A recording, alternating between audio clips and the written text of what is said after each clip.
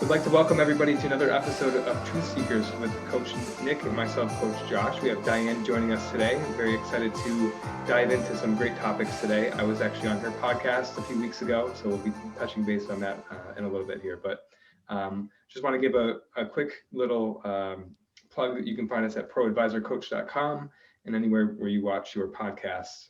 Our YouTube channel is Truth Seekers, and then on Apple Podcasts, Truth Seekers with Josh and Nick. So Diane, very excited to have you on our podcast. Welcome. Well, thank you. I'm happy to be here and happy to meet Nick. And I've been anticipating this for a while. So let's get started. Yeah, I have my first question is actually about podcasts because I've gained such a new perspective. You know, Nick and I have been hosting this for over a year now. Just curious what you've gained or what's been the biggest takeaway from you hosting your podcast. Well, congratulations, first of all, on your first year. First of many, I'm sure. I've learned a lot from people doing the businesses they do, how they operate, the things that they're interested in. And of course, I've met some very interesting people. For example, I interviewed someone yesterday that uses data to help organizations be successful. Data might sound boring at first, but he made it exciting. So just different things like that, and using it to get my own name out there as well has been a bonus for me.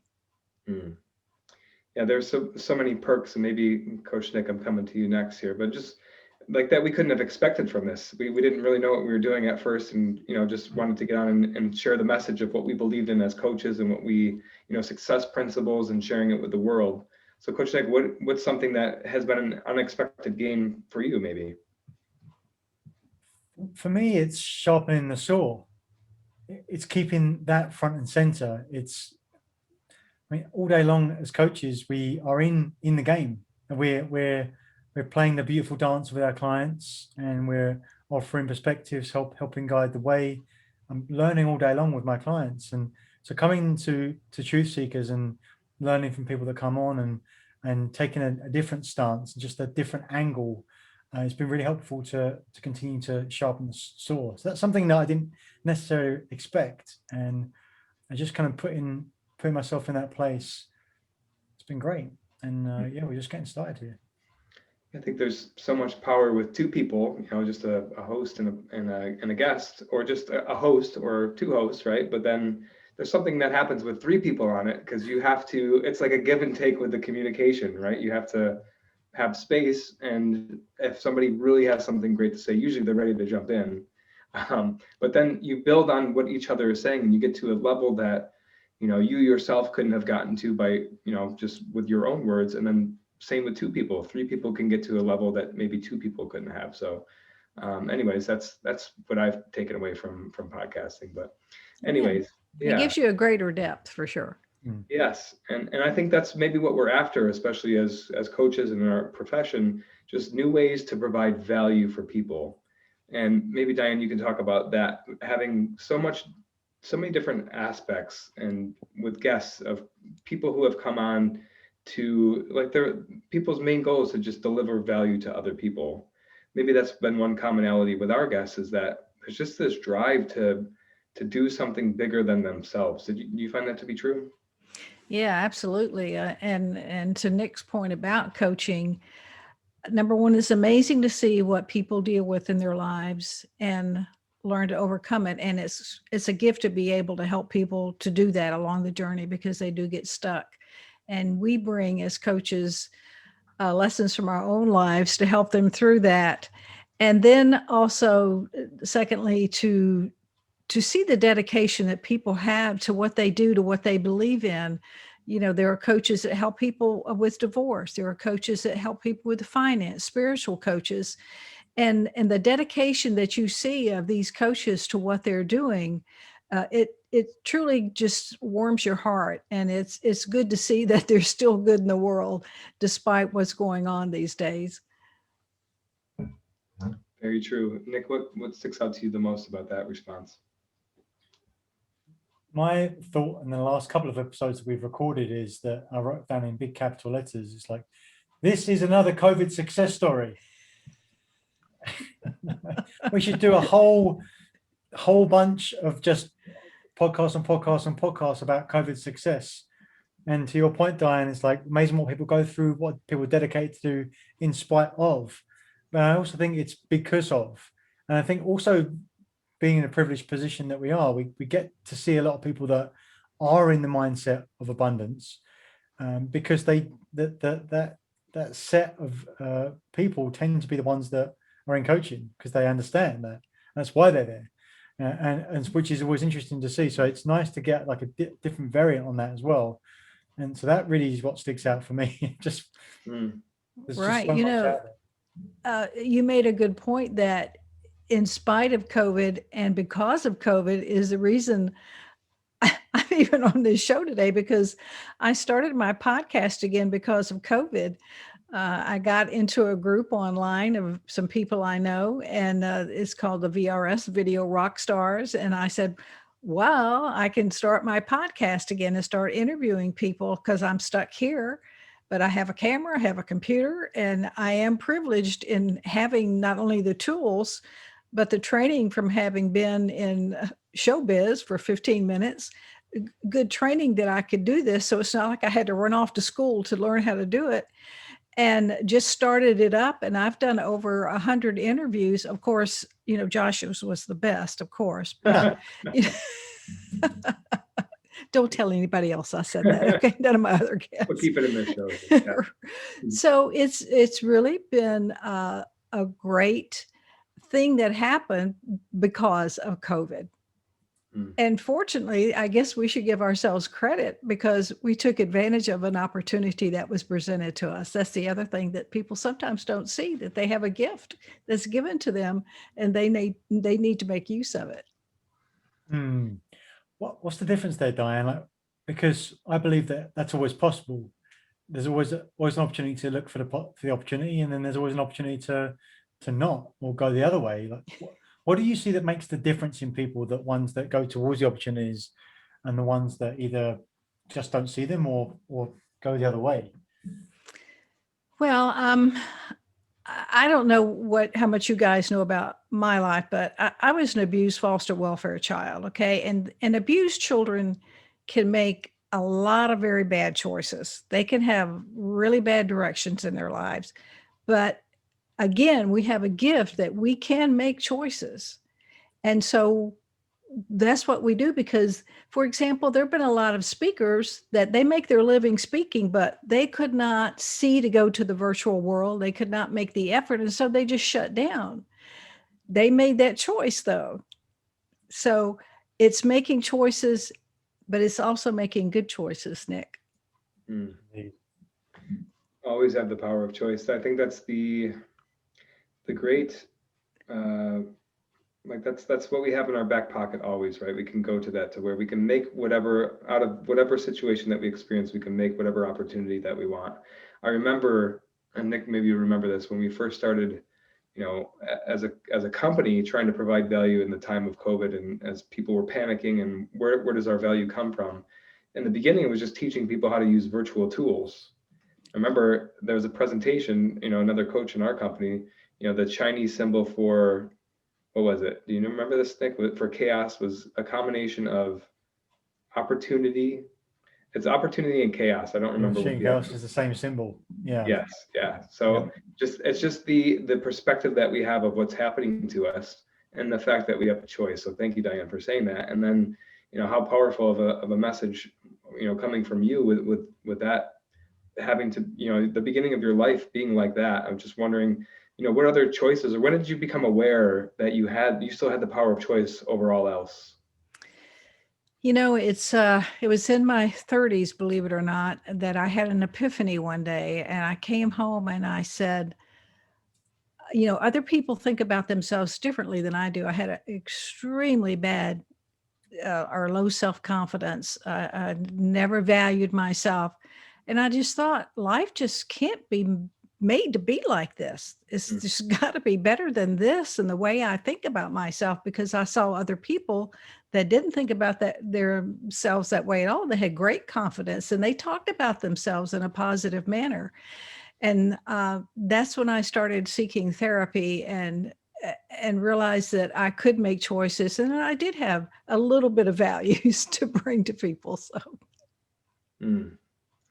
It's so powerful. And so much like coaching, right? There's outside assistance, just a different perspective of truths, right? Of things that we, for whatever reason, because of maybe what we've been through, are just blind to at first. That there's like this awakening that happens. That's why I love being a coach. I'm sure you can speak to this. We help others to reach their true potential that sometimes we see in them before they see in themselves. oh, for sure, for sure. And people would say that about me, of course, but we all have blind spots sometimes that people see things in us that we cannot see. And self-assessment is a really valuable tool for people. And you work with assessments, I work with assessments, and those are valuable tools to help people do just that, because they really help them dig deeper and to bring out the value that they have. And then we as coaches can teach them how to apply what they have, the skills, the talent, the knowledge, the experiences, because we get to see all of that. So yes, we can help people learn how to use what they have and value what they have. I'm so glad you brought that up, because this is kind of a funny story. Diane and I, when we first connected, we were talking about assessments. So we exchanged assessments. We found we had very similar assessments in space and formal axiology and Dr. Robert Hartman. So tell us, Diane, because this is curious, this is cool coming from somebody outside of our organization, because it's something that we believe in so much. Why is that so powerful? If you can kind of dig in there, where does that power come from, and why have you maybe chosen that particular one? When I decided I wanted to be a coach and do some coaching, I also knew that I needed a tool, because none of us knows everything. And when people put the information in, it comes from them. It doesn't come from somebody else. So it's difficult for them to argue with it. Now, they may argue with it, but I always ask the question, who put this information in the assessment, right? And look, it's not an exact science. We know that. But we can also tell if they've tried to mess with the instrument. We have like a timestamp. We have the disc has the bars that can get skewed. We know if they've been messing with it. So we do have that, the ability to see when somebody is not being really quite honest with themselves. So they have the information, they put it in, and it's up to us as coaches. And we have to be certified and recertified every 2 years. I'm sure you do as well. So we have to keep up with what's going on with the assessments in terms of the science, because demographics change. And we're with different companies that supply our assessments, but the company I'm with, and I know you're with a good company as well, our company does a lot of research and scientific studies behind what they put out there. So that's one of the reasons I'm with Target Training International. I'll give them a little plug, a little love. So we as coaches, you want to do what's best for your clients. You don't just go get something off the shelf that has no scientific background. And I know what you have does, because the Hartman, that man really knew what he was doing, and he put a tremendous amount of effort into those assessments. So that's one thing that people really need to check on if they're going to hire a coach and use assessments. So cool. Maybe I can ask Nick, because I certainly know the answer for myself, but what does the assessment do for you, Nick? How does it, we use it a lot to intro, to get people excited about coaching, to create the space to have some of these more difficult conversations. What have you noticed about the assessment? Yeah, for me, fundamentally, it's around creating, look, we always come back to awareness. Awareness is the first thing first. It doesn't matter what you've got to share, how much experience you have, how much backing you've got, how much data there is. If people aren't open to hear something, they won't hear it. I think assessments play a great role in that, in diffusing any potential defenses that are up. It allows people to see for themselves. And for me, that is the fundamental essence of coaching, and tools, assessments are a great way of starting from that point. Like, for me, questions are the answer. And when people tell themselves, like, if you tell someone something, they've got to believe in you, they've got to believe in it. and they've got to take your word of it, and they've got to like make sure that they've figured it out. But if they tell themselves it's true, and that's what assessments help us do, is start from that point. It's how we help guide people, and it's a very powerful way of doing it. Yes. It helps you as a coach to know your client deeper, more quickly. Yes. And it saves them time and money. And if a company has hired you to coach someone, it saves the company time and money. So Nick, you're right on. So true. So Diane, I'm curious if we could rewind a little bit more towards the point in time where you decided to become a coach. Like, at what point did you realize, hey, I got true value and I want to give it back this way? Well, the day I had the epiphany, and of course, at the time I was married to someone who didn't think I had any brains at all or talent or anything, unfortunately. So it took a long time. I didn't go to college till I was in my 40s because I always thought I was too stupid to go to school, to go to college. But now I have a master's, so I proved myself wrong on that. But of course, now I have changed husbands, and I have someone who believes in me, which really helps tremendously, is to find that supportive environment. I can't stress that enough. You cannot hang around people or be in an environment that pulls you down, that doesn't believe in you, that doesn't see your value. I don't care if it's a relative, if it's a spouse, if it's friends, family, whatever. You absolutely have to build that supportive network for yourself.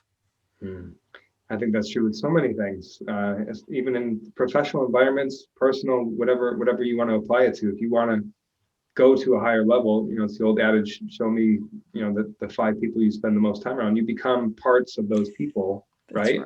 And so if you're surrounding yourself with those types of people, then you're going to stay there or not reach your true potential. But I believe, especially if we're being true to ourselves and there's enough grace in that time period to have that self-reflection, that's where anxiousness comes in, or stress, or there's just something not right about that situation that eventually comes out in the form of seeking other opportunities. Then you begin to realize, wow, I've been holding myself back by, you don't realize that at first, right? But then it just becomes so abundantly clear at a certain point in time. Right. Yeah. So, and Nick, we talk about this all the time, right? So like surrounding, the quickest way to get new results is to change your environment. It's the same with learning a language, right, Nick? And just immerse yourself in the culture. What else might that apply to? Yeah, I was going to say that, I've been hanging around with you. That's why I started drinking tequila. That's the biggest indicator of change. But environment really is the biggest indicator of change. And I think wherever you might be starting, or wherever you might be on your journey, right, just know that you're in the right place for a start, and just kind of see what's around you, right, and see what you might want to change, and get curious about that, and start to make a few tweaks, right, and experiment being in different places and see how that energy changes and how that makes you feel. And then as you start to progress on that and start to see changes that and feeling better, you start to get stronger, right? And you start to be a product of that different environment. And then you can start creating an environment for yourself. That's when it gets a lot of fun, because then you can say, okay, through my day, where am I spending my time? And then you become the environment for everyone else. There's so many levels to that, which is so cool, because then you get to be the change for you, then you get the change for everyone else. Most of the time you don't see it. It's just a ripple effect. But that's, as corny as it sounds, that's how we change the world. No, I think that's a beautiful answer. I love that. Absolutely. You're right on with that. And, as coaches, people, one of the things they put in their own way is it's all or nothing, but it's those small steps. You just have to make one little bitty better decision, do one thing different, to get yourself out of the environment you're in. Take those risks. People don't believe that I'm horribly shy, but I get myself out of my comfort zone by doing this. And I'd much rather interview someone than be interviewed, because it's quite nerve-wracking when you reveal yourself to God knows who's listening to this podcast, But as coaches, Nick and Joshua, you both know that if we as coaches didn't do things like this, we would not be able to share our gifts with the world. And yes, it is the world. We're a role model for so many people. And the virtual world, because of COVID, once again, has given us this much larger gift to share in a much larger environment. So true. We actually talked in our last recording of, the world. Take your last example, right? Starting small, not making it so impossible, all or nothing. The big world becomes just our world. Like, who's in our world that we can influence? That is the world. And if everybody did that, then that is the world. Does that make sense? Yeah. Yeah. So Diane, what types of clients do you like to work with? I want to give you an opportunity to share about, what you're working on, and even, plug your podcast. Please share it with everybody if you would. In terms of organizations, I like to work with companies that have 500 or fewer employees. I can get more done more quickly. For example, my sweet spot is to go into an executive team that's dysfunctional, apply my assessments, do a debrief, then maybe do a group coaching plus individual coaching, help them do some strategizing in terms of where they want to get their company to. In terms of individuals, I love to work with people who are stuck or who are in their own way and don't realize it. People that are trying to build their careers, things are so different today than when I was looking for a job. And I've been on both sides of the desk, both as an HR person and as a job seeker. So I've had the privilege of seeing both sides of that desk for sure. So, but those are in terms of organizations and individuals, those are the type of clients I like to work with. Love it. And the podcast, what's the name of your podcast? Business Notes. Mm-hmm. Yeah. Just Google my name, Diane Bogino, and I'll come up. And any specific types of guests, or who do you like to have on, or what's the message for your podcast? I actually, when I interview someone, it is meant to be a marketing video for them and for their business. So any entrepreneur, any business leader, even CEOs that have good business ideas, solid foundations for leadership. But yeah, entrepreneurs, the opening on my podcast or my channel says that I once had a neighbor who escaped communist Cuba when Fidel Castro took over. He stowed away on a ship. And he said to me one day, Diane, if people aren't making money in America, they're not trying. We are the land of opportunity. And it is so true. There's the inspiring message. I love it. Nick, how about starting to bring us home with a takeaway, or maybe follow Diane up with another inspiring message like that? I love that. It's so cool, right? Just remind ourselves that there's infinite possibilities.